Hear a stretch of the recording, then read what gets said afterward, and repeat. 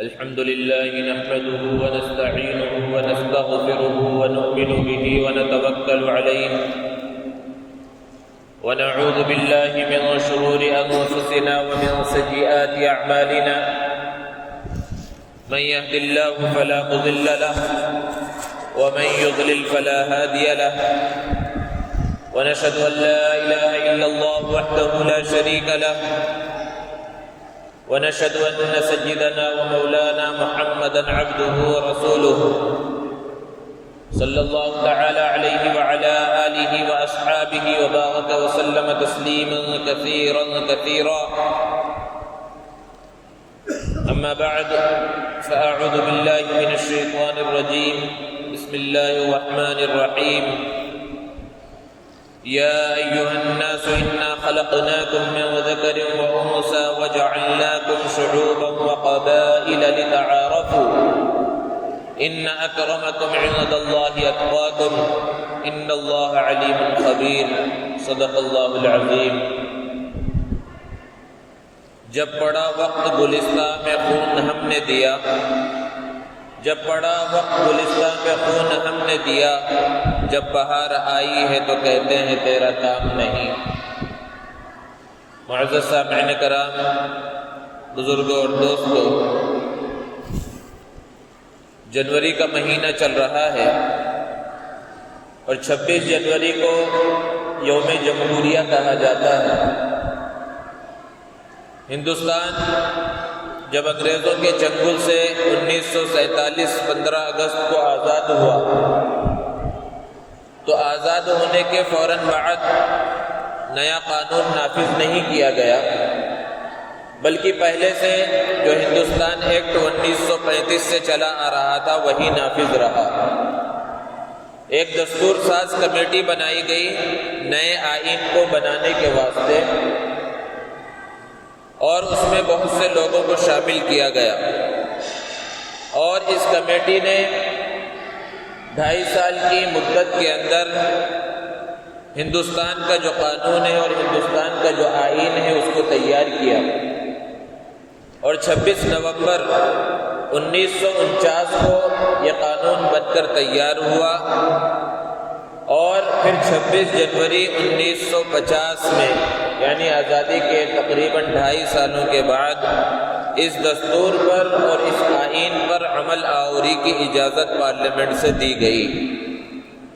تو اس اعتبار سے 26 جنوری کا دن ہندوستان کے لیے بڑا اہم دن مانا جاتا ہے. اور یہ 2 دن، وہ 15 اگست کا دن ہو یا 26 جنوری کا دن ہو، یہ قومی دن مانے جاتے ہیں، اور اس دن ترنگا لہرایا جاتا ہے، خوشیاں منائی جاتی ہیں، اور خوشی منانی بھی چاہیے کیونکہ ہندوستان غلامی کی زندگی بسر کر رہا تھا.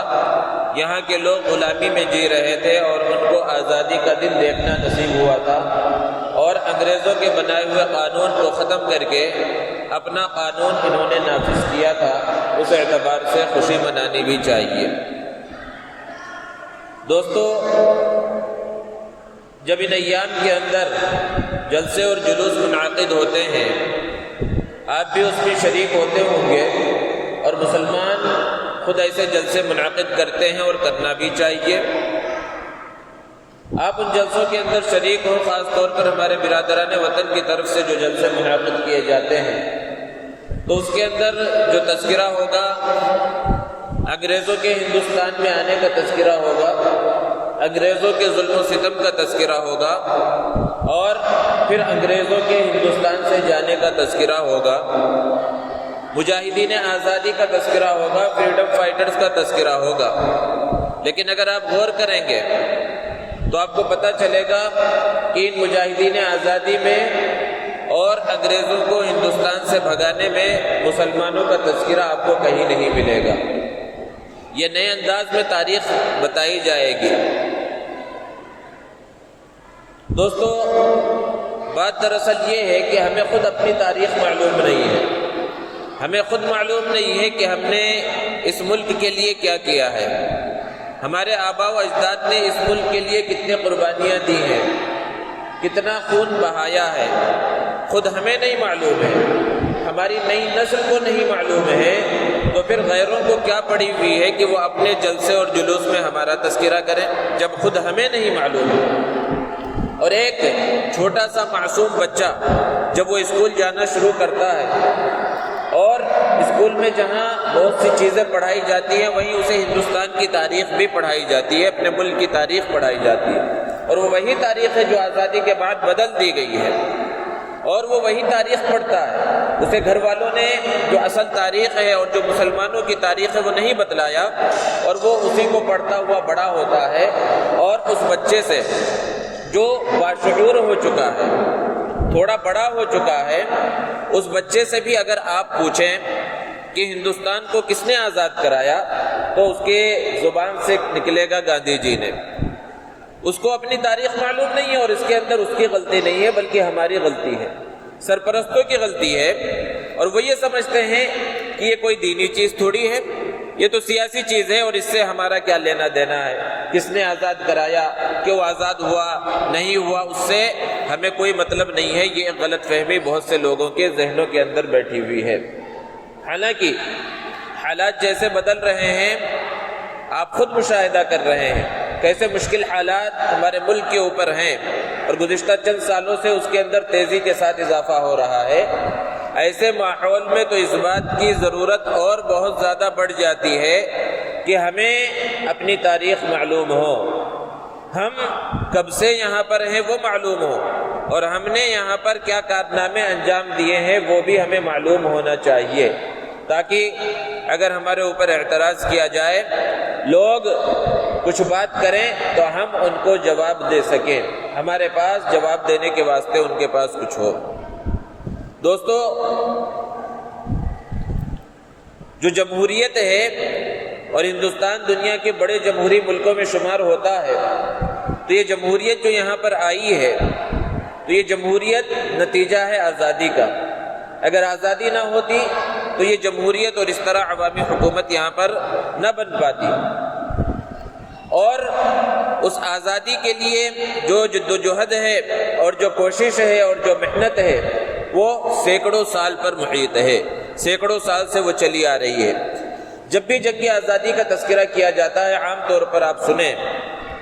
تو اس کا آغاز 1857 کی جنگ آزادی سے کیا جاتا ہے۔ یہ ایک غلط فہمی ذہنوں میں بٹھانے کی کوشش ہوتی ہے، اور اس کا مقصد یہ ہوتا ہے کہ اگر 1857 سے جنگ آزادی کا آغاز کیا جائے تو مشکل سے 90 سال ہیں آزادی ملنے میں، اور یہ بتانا مقصود ہوتا ہے کہ اصل جنگ آزادی انہی 90 سالوں کے اندر لڑی گئی اور اسی کے اندر کوشش کی گئی، اور اس سے اصل مقصد ہوتا ہے مسلمانوں کی 100-150 سالہ تاریخ کو بھلا دینا، یکسر فراموش کر دینا۔ حالانکہ جنگ آزادی کا آغاز 1857 میں نہیں بلکہ اس سے 100 سال پہلے 1757 میں اس کا آغاز ہو چکا تھا، کہ ہندوستان میں جب انگریز 1600 کے بعد آیا اور ایسٹ انڈیا کمپنی کے ذریعے اس نے اپنے پر پھیلائے اور جگہ جگہ پر اس کے گورنر بننا شروع ہو گئے، اور آہستہ آہستہ چھوٹے چھوٹے علاقوں کو انہوں نے اپنے قبضے میں کیا، تو سب سے پہلے جس شخص نے ان سے مقابلے کا آغاز کیا وہ نواب سراج الدولہ، جو بنگال کا حکمراں تھا اور بہت نیک بادشاہ تھا۔ وہ انگریزوں کے خلاف بنگال میں ان کے سامنے آیا، بہت بڑی فوج لے کر ان کے سامنے آیا، اور اگر وہ جنگ صحیح انداز میں چلتی اور جس انداز میں چلنی چاہیے تھی وہ جنگ چلتی تو اسی وقت انگریز کا خاتمہ ہو جاتا، لیکن جس طرح کی ایک تاریخ رہی ہے کہ اپنوں نے ہمیشہ غداری کی ہے، اس وقت میر جعفر نے نواب سراج الدولہ سے غداری کی، اور وہ جنگ جس کے اندر بہت سے لوگ شریک تھے اور بہت بڑی فوج شریک تھی، اور جو جنگ کئی دنوں تک چلنی چاہیے تھی وہ میر جعفر کی غداری کی وجہ سے چند گھنٹوں کے اندر ختم ہو گئی، اور اس کے اندر نواب سراج الدولہ اور اس کی فوج کو شکست ہوئی۔ اور پھر اس کے بعد بھی کئی جنگیں ہوئی، اور پھر سلطان ٹیپو کے والد حیدر علی نے انگریزوں سے مقابلہ کیا، اور پھر خود سلطان ٹیپو رحمۃ اللہ علیہ نے کئی محاذ پر انگریزوں سے مقابلہ کیا۔ 4 بڑی جنگیں سلطان ٹیپو رحمۃ اللہ علیہ کی انگریزوں سے ہوئی، جس کے اندر وہ فتح یاب ہوئے، لیکن جس طرح نواب سراج الدولہ کو اپنوں کی غداری کی وجہ سے شکست اٹھانا پڑی تھی، بالکل اسی طرح سلطان ٹیپو رحمۃ اللہ علیہ کو بھی میر صادق، جو ان کا خاص آدمی تھا، خاص وزیر تھا، اس نے انگریزوں سے پیسے لے کر سلطان ٹیپو کے ساتھ غداری کی اور سلطان ٹیپو رحمۃ اللہ علیہ شہید ہو گئے۔ اور جب انہوں نے شہادت کا جام نوش کیا تو انگریز افسر نے ان کی لاش کے اوپر کھڑے ہو کر کہا تھا کہ اب ہندوستان ہمارا ہے۔ ہندوستان کو غلام بنانے میں جو شخص سب سے بڑی رکاوٹ تھا وہ انگریز بھی سمجھتے تھے، وہ سلطان ٹیپو تھا۔ اور سلطان ٹیپو رحمۃ اللہ علیہ نے کہا تھا کہ گیدڑ کی 100 سال کی زندگی سے شیر کی ایک دن کی زندگی بہتر ہے۔ وہ بات اور وہ قول آب زر سے لکھے جانے کے قابل ہے۔ شاہ عبد العزیز محدث دہلوی رحمۃ اللہ علیہ نے اس وقت ایک فتویٰ دیا، اور وہ فتویٰ تھا ہندوستان کے دارالحرب ہونے کا، اور جہاد کا فتویٰ تھا، جنگ کا فتویٰ تھا کہ ہر ایک کے لیے لازم ہے کہ وہ انگریزوں کو یہاں سے بھگانے کی کوشش کرے۔ اور اسی فتوے کا نتیجہ تھا کہ شاہ اسماعیل شہید اور شاہ احمد شہید رحمۃ اللہ علیہ کھڑے ہوئے، اور ان کی تحریک جو تحریک بالا کوٹ کہلاتی ہے وہ تحریک برپا ہوئی، لیکن اللہ کو منظور نہیں تھا وہ تحریک بھی جو ہے کامیاب نہ ہو سکے، اور یہ حضرات شہید ہوئے۔ اور پھر وہ سلسلہ چلتا ہوا 1857 تک پہنچتا ہے، اور 1857 کی جو جنگ آزادی ہے اور جسے لوگ غدر کہتے ہیں، اور غدر کے معنی کیا ہے؟ غداری کے ہیں، اور غدر وہی کہتے ہیں جو انگریز کے ایجنٹ ہے۔ یہ غداری نہیں تھی، یہ جنگ آزادی تھی۔ اس کی حیثیت کو، اس جنگ کی حیثیت اور اس جنگ کے مرتبے کو کم کرنے کے واسطے اسے غدر کہا جاتا ہے، حالانکہ یہ غدر نہیں، یہ عظیم جنگ آزادی تھی۔ اور اس جنگ آزادی کے اندر کون شریک ہے؟ حضرت حاجی امداد اللہ مہاجر مکی رحمۃ اللہ علیہ، جو تھانہ بھون کی خانقاہ میں بیٹھتے تھے، وہاں سے وہ نکلے، اور مولانا قاسم نانوتوی رحمۃ اللہ علیہ، مولانا رشید احمد گنگوہی رحمۃ اللہ علیہ، مولانا جعفر تھانیسری رحمۃ اللہ علیہ، حافظ ضامن رحمۃ اللہ علیہ، حافظ منیر رحمۃ اللہ علیہ، اس طرح علماء کرام کی ایک طویل فہرست ہے۔ یہ کون لوگ تھے؟ یہ خانقاہوں میں بیٹھنے والے تھے، یہ مدرسے کی بوریوں پر بیٹھ کر قال اللہ اور قال الرسول کا درس لوگوں کو سنانے والے تھے، یہ مسجد و محراب کے ممبر پر بیٹھ کر اللہ اور اللہ کے رسول کی صدا لگانے والے لوگ تھے۔ انہوں نے مسجد اور مدرسے کی اور خانقاہ کو کیوں چھوڑا؟ وجہ کیا تھی؟ کیا وہ حکومت چاہتے تھے؟ کیا دنیا پر ان کی نگاہ تھی؟ وہ ایک دور کی سوچ رکھنے والے تھے، وہ یہ دیکھ رہے تھے کہ اگر انگریز اسی طرح ہندوستان پر قابض رہا اور ہندوستان کو اس نے نہ چھوڑا تو مسلمانوں کا یہاں رہنا دشوار ہو جائے گا۔ اس لیے وہ اپنے خانقاہوں سے نکلے، اپنی مسجدوں سے نکلے اور اپنے مدرسوں سے نکلے، اور وہ میدان جہاد کے اندر آئے، وہ میدان جنگ کے اندر شانہ بشانہ انہوں نے اپنی قربانی پیش کی۔ بہت سو نے شہادت کا جام نوش کیا اور بہت سے وہاں پر زخمی ہوئے۔ حضرت حافظ ضامن رحمۃ اللہ علیہ وہاں پر شہید ہوئے، مولانا رشید احمد گنگوہی رحمۃ اللہ علیہ قید ہوئے، اور بہت سے وہاں پر زخمی ہوئے۔ تو یہ جو 1857 کی عظیم جنگ آزادی تھی، اس کے اندر بھی شکست ہوئی مسلمانوں کو، اور جو لوگ اس کے اندر شریک تھے ان کو شکست ہوئی۔ لیکن اس کے بعد انگریز بہت پریشان ہوا کہ اگرچہ ہماری تعداد بہت زیادہ ہے، ہماری فوج کی تعداد بھی بہت زیادہ ہے، اور یہ جو لوگ ہمارے مقابلے پر آتے ہیں یہ ہمارے سامنے ٹک بھی نہیں پاتے، ان کے پاس اس طرح کے ہتھیار بھی نہیں ہیں۔ لیکن ان کو یہ فکر ہوئی کہ ہندوستان جو ایک زمانے میں سونے کی چڑیا کہلاتا تھا، اور اسی سونے کی چڑیا کو دیکھ کر واسکو ڈی گاما جو پوری دنیا کا سفر کر رہا تھا، اس نے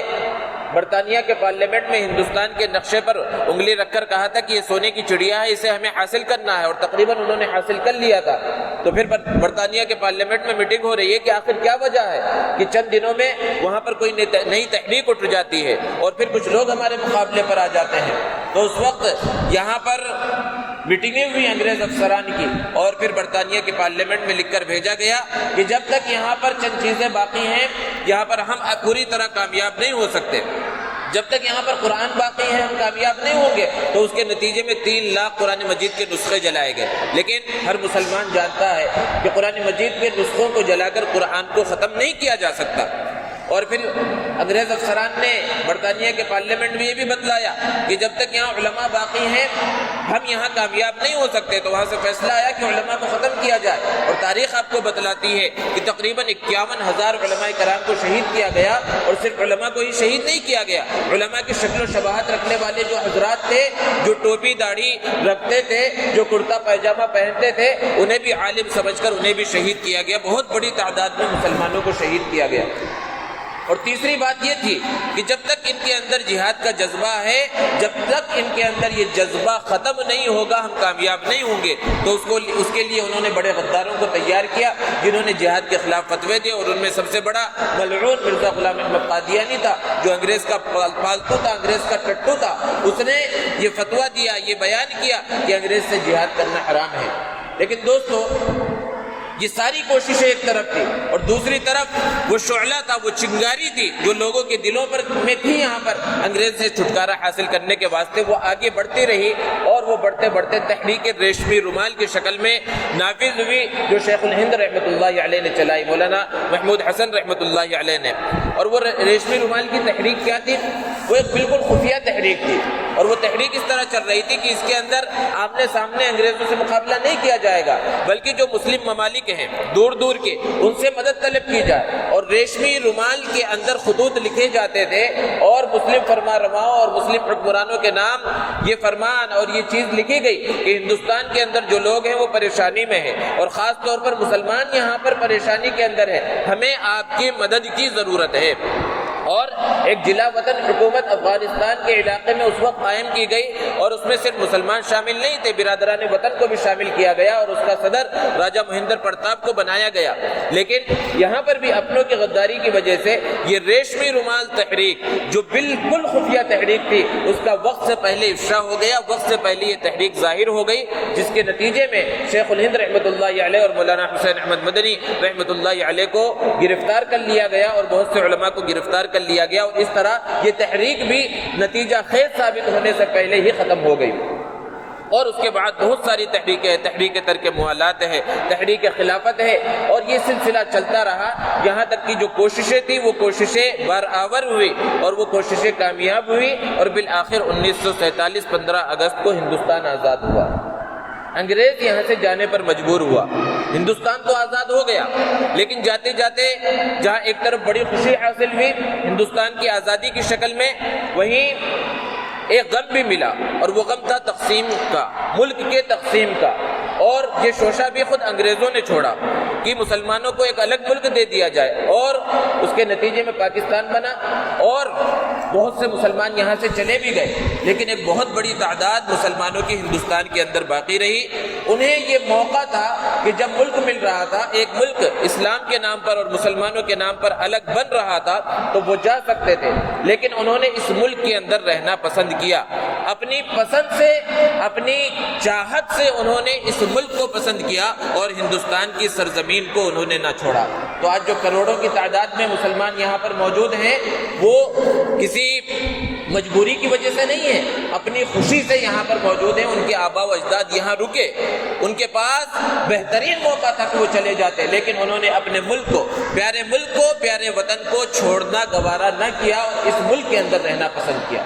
تو اگر کوئی یہ کہتا ہے، دوسرے درجے کا شہری مسلمانوں کو کہتا ہے، یا وہ یہ طعنہ دیتا ہو کہ تمہارا ملک بن چکا ہے، تو اپنی تاریخ معلوم ہونی چاہیے اور بتانا چاہیے کہ کوئی مسلمان ہندوستان کا دوسرے درجے کا شہری نہیں ہے، بلکہ وہ برابر کا حقدار ہے۔ اور جب یہ ہندوستان آزاد ہوا، اور پھر یہ دستور بنا، اور 26 جنوری کو یہ دستور نافذ ہوا، آپ اس کو اٹھا کر دیکھیں، ہر ایک کو پڑھنا چاہیے ہندوستان کا آئین کیا ہے، اس کے اندر دفعات کیا ہے، اس کا قانون کیا ہے۔ اس کی بنیادی دفعات میں سے یہ بات ہے کہ یہاں پر جو حکومت ہوگی وہ حکومت کسی مذہب کی نہیں ہوگی۔ جمہوریت کہا ہی کسے جاتا ہے؟ جو کہتے ہیں لوگ کہ بھئی سیکولرزم کی حفاظت کی ضرورت ہے، تو لوگ بڑے پریشان ہو جاتے ہیں کہ بھئی جمہوریت کا مطلب بے دینی ہے، سیکولرزم کا مطلب بے دینی ہے۔ حالانکہ اس بات کو سمجھنے کی ضرورت ہے کہ اگر کسی مسلم ملک میں، اسلامی ملک میں جمہوریت کی بات کی جائے یا سیکولرزم کی حفاظت کی بات کی جائے تو وہ غلط ہے، وہاں وہ بے دینی شمار ہوگا۔ لیکن ہم جس ملک کے اندر رہتے ہیں، یہاں یہ ایک ایسا گلدستہ ہے جس کے اندر ہر طرح کے پھول ہیں، یہاں پر ہر مذہب کے ماننے والے لوگ ہیں، الگ الگ عقائد رکھنے والے لوگ ہیں، کسی ایک مذہب کے ماننے والے لوگ صرف یہاں پر نہیں ہیں۔ تو اس اعتبار سے جب سیکولرزم کہا جاتا ہے کہ سیکولرزم کی حفاظت بہت زیادہ ضروری ہے، جمہوریت کا تحفظ بہت زیادہ ضروری ہے، تو اس سے بے دینی مراد نہیں ہوتی، بلکہ اس سے یہ مراد ہوتا ہے جو آئین کے اندر لکھا ہوا ہے کہ آئین کے اندر ہر ایک کو برابر کا حق دیا گیا ہے، ہر ایک کو مذہبی آزادی دی گئی ہے کہ ہر ایک اپنے مذہب پر عمل کر سکتا ہے اور اپنے مذہب کی وہ تبلیغ بھی کر سکتا ہے۔ کوئی اس کے مذہب کو قبول کرنا چاہے تو اس کے مذہب کو قبول بھی کر سکتا ہے، اور یہ سلسلہ چل بھی رہا تھا صحیح انداز میں۔ لیکن آپ دیکھیں کہ جو قانون نافذ ہوا تھا 26 جنوری کو، اور جس کو ہندوستان کی پارلیمنٹ نے قبول کیا تھا اور اس کو نافذ کیا تھا، اس آئین کو نافذ کیا تھا، گزشتہ چند سالوں سے اس آئین کے خلاف بہت سے کام کیے جا رہے ہیں، نئے نئے ایسے قوانین لائے جا رہے ہیں، ایسے آرڈیننس پاس کیے جا رہے ہیں جو سراسر آئین ہند کے خلاف ہیں، ہندوستان کا جو دستور ہے اس دستور کے خلاف ہے۔ جو کرونا وبا ہے اس سے پہلے جو ماحول چل رہا تھا، آپ کے علم میں ہوگا، ہر طرف ایک آزادی کا شور تھا، اور شاہین باغ اس کی ایک تازہ مثال تھی آپ کے سامنے کہ اس طرح لوگ وہاں پر کئی دنوں سے بیٹھے ہوئے تھے، خواتین بیٹھی ہوئی تھی، وہ احتجاج چل رہا تھا۔ وہ احتجاج کس بات کا تھا؟ ہندوستان کے قانون کے اور ہندوستان کے آئین کے تحفظ کے لیے ہی وہ احتجاج چل رہا تھا۔ جب کبھی احتجاج کی بات ہوتی ہے یا کسی دھرنے کی بات ہوتی ہے تو بہت سے لوگوں کے ذہن میں آتا ہے کہ یہ ساری چیزیں اسلام کے خلاف ہیں، اسلامی شریعت کے خلاف ہے، اور نبی کریم صلی اللہ علیہ وسلم کی تعلیمات کے خلاف ہے۔ ایک بات ذہن میں رکھنا چاہیے اچھی طرح سے کہ اللہ رب العزت نے دنیا کے اندر جو نظام بنایا ہے وہ نظام اسباب کے اوپر رکھا ہے۔ اسباب پر نظام رکھنے کا مطلب کیا ہے کہ چاقو کا کام ہی یہ ہے کہ وہ چاقو کاٹ ڈالتی ہے۔ اب اگر کوئی یہ سوچے کہ میں کسی کو بھی اس طرح مار دوں گا تو اس سے کام نہیں چلے گا، کیونکہ اسے معلوم ہونا چاہیے کہ چاقو کا کام ہی کاٹنا ہے۔ تو اسباب کے درجے میں چاقو کا کام کاٹنا ہی ہے، وہ کاٹے گی۔ لیکن کبھی اللہ رب العزت اسباب سے ہٹ کر نظام غیب کو چلاتے ہیں کہ حضرت اسماعیل علیہ السلام کے گلے پر جب وہی چھری چلتی ہے تو وہ چل نہیں پاتی، نہیں کاٹتی۔ آگ کا کام ہی ہے جلانا۔ اسباب کے نظام میں جب دیکھا جائے اسباب کے اعتبار سے تو آگ جلائے گی، لیکن وہی حضرت ابراہیم علیہ السلام جب آگ میں جاتے ہیں تو وہ اسباب والا جو نظام ہے وہ کام نہیں کرتا، وہاں نظام غیب کام کرتا ہے، اور حضرت ابراہیم علیہ السلام صحیح سالم آگ سے نکل آتے ہیں۔ اگر کوئی شخص تیرنا نہیں جانتا تو اسے پانی کے اندر نہیں کودنا چاہیے، ایسا پانی جو گہرا ہو، جو ڈبا سکتا ہو، اس کے اندر نہیں کودنا چاہیے، کیونکہ پانی کا کام ہی ہے کہ وہ انسان کو ڈبا دیتا ہے۔ تو نظام کے اور اسباب کے درجے میں دیکھا جائے تو پانی ڈباتا ہے، لیکن حضرت موسیٰ علیہ السلام اور ان کی قوم پانی کے اندر داخل ہوئی اور اللہ نے محفوظ رکھا، وہ نظام غیب ہے۔ تو اسباب کے نظام کو اللہ رب العزت نے متعین کیا ہے، اور ہمیں جو مکلف بنایا ہے کہ اسباب کو اختیار کریں۔ تو اسباب کو اختیار کرنے کے اندر یہ بھی ہے کہ اس ملک کے اندر ہمارے آباء و اجداد نے قربانی دی اور آزادی کو حاصل کیا، اور یہاں نیا قانون بنا، تو اس آئین کی، اس قانون کی حفاظت کے واسطے جو ذرائع ہو سکتے ہیں ان ذرائع کو اختیار کرنا، اور کبھی ان قانون کو اور آزادی کو ختم کرنے کی بعض لوگوں کی جانب سے جب کوشش ہو رہی ہو تو قانون کے دائرے میں رہتے ہوئے اور امن و امان کے دائرے میں رہتے ہوئے جو طریقہ مناسب ہو سکتا ہے اس کو اختیار کرنا، یہ اسلام کے اور شریعت کے خلاف نہیں ہے۔ لیکن جو نظام اللہ نے اسباب کے اوپر رکھا ہے، ہم صرف اسباب کو اختیار کریں تو اس سے کام نہیں چلے گا، اسباب والے نظام کے ساتھ ساتھ نظام غیب کو اختیار کرنا بھی ضروری ہے، اور وہ نظام غیب کیا ہے؟ اللہ کی طرف رجوع کرنا۔ یہ حالات خراب ہو رہے ہیں، اب ہمیں اللہ سے مانگنا بھی ہے، یہ نہیں کہ صرف اسباب اختیار کر رہے ہیں اور احتجاج کر رہے ہیں، نئے نئے قانون بن رہے ہیں جس سے ملک کے لوگ پریشان ہیں۔ آپ دیکھیں کسانوں کا احتجاج جو ہے گزشتہ تقریباً 62 دنوں سے چل رہا ہے، لیکن حکومت بات ماننے کے واسطے تیار نہیں ہے، جبکہ ابھی چند دنوں کے بعد، 3-4 دنوں کے بعد یوم جمہوریہ بنایا جائے گا اور لوگ خوشی منائیں گے، یہ حکمراں بھی خوشی منائیں گے، ترنگا لہرائیں گے۔ کس بات کی خوشی ہوگی؟ کہ ہندوستان کے اندر آئین نافذ ہے، جمہوریت نافذ ہے، اور پوری دنیا کا سب سے بڑا جمہوری ملک ہے ہمارا ملک، یہ خود وہی لوگ کہیں گے۔ جبکہ جمہوریت کی بنیاد کیا ہے؟ 4 بنیادیں ہیں اس کی۔ انتخابات ہیں کہ یہاں پر جو حکومت ہوگی کسی فرد کی حکومت نہیں ہوگی، بلکہ عوام ہی حکومت کو منتخب کرے گی، عوام ہی حکمراں کو انتخابات کے ذریعے منتخب کرے گی، اور انتخابات وہ صاف شفاف ہونے چاہیے۔ تو جمہوریت کی جو سب سے پہلی بنیاد ہے وہ انتخابات ہے۔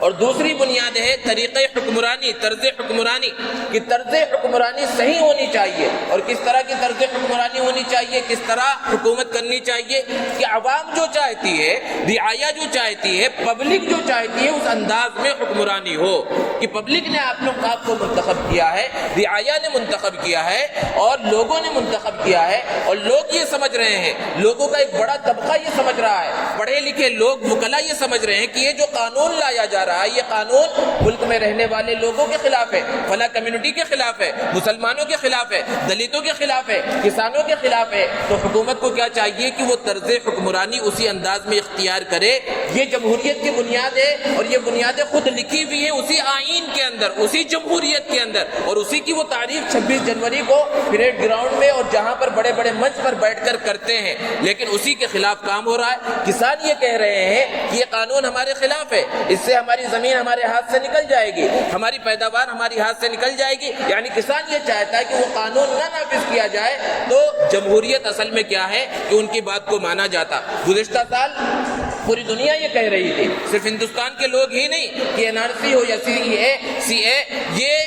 مسلمانوں کے خلاف ہے، ہندوستان میں رہنے والے لوگوں کے خلاف ہے۔ تو حکمرانی کا طریقہ جو جمہوریت کا ہے وہ یہ ہونا چاہیے کہ جب لوگ کہہ رہے ہیں کہ یہ ہمارے مناسب نہیں ہے تو اس چیز کو نافذ نہ کیا جائے۔ اور جمہوریت کی تیسری بنیاد ہے عدلیہ، کہ عدلیہ مضبوط ہونا چاہیے، ہر ایک کو برابر کا درجہ ملنا چاہیے، ہر ایک کو انصاف ملنا چاہیے۔ لیکن عدلیہ بھی آپ دیکھ لیں، بابری مسجد کا فیصلہ ہمارے سامنے ہے، اس کے اندر زیادہ تفصیل میں جانے کی ضرورت نہیں ہے۔ اور جمہوریت کی جو چوتھی بنیاد ہے وہ ہے میڈیا، کہ میڈیا وہ پرنٹ میڈیا ہو یا الیکٹرانک میڈیا یہ غیر جانبدار ہو۔ لیکن آج آپ میڈیا کو دیکھ لیں کہ وہ میڈیا کس انداز میں کام کر رہا ہے اور کس طرح وہ رائے کو ہموار کر رہا ہے اور کس طرح اس چیز کو دکھاتا ہے جس کو لوگ دیکھنا نہیں چاہتے، اور پھر سارے کے سارے لوگ اسی چیز کو دیکھنے پر مجبور ہو جاتے ہیں۔ تو جو جمہوریت کی بنیادیں تھیں